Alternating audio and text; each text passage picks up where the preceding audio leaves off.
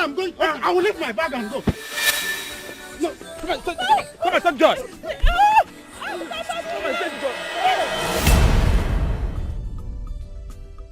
This is my husband's house, and I have every right to bring whoever into my house. Stupid girl.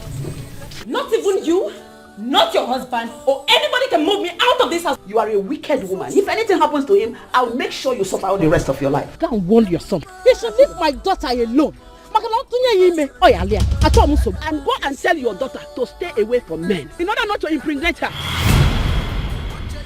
He wants to stay here, let him stay here. Besides, I'm comfortable with the man being here also when I'm not around. Don't you know that my husband is around? Please. What is wrong with you? Please, Gina, no matter what you do, I will never ever be alive and watch Richard take you away from me. I have you gone bonkers? Something wrong with you? Richard, nothing is wrong with me. I am going to stab you to death if you dare try to resist. Don't touch me. I don't love you. Leave me alone. I love my husband. Just go. Leave. Talk to me, man. Have you been sleeping with my wife? I want you to get out of my house. Leave me, my wife, and our lives forever. I said, give me my bottle and bounce. I don't know where to go. I don't know how to make my husband forget the past and be happy again.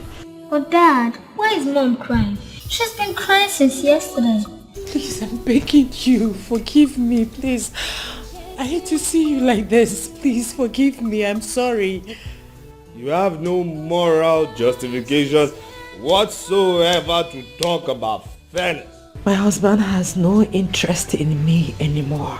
Allow me refund you every dime you spent on marrying Gina. Like the coward you are, finish it. Shoot. You know where you are? This is Nollywood Pictures TV.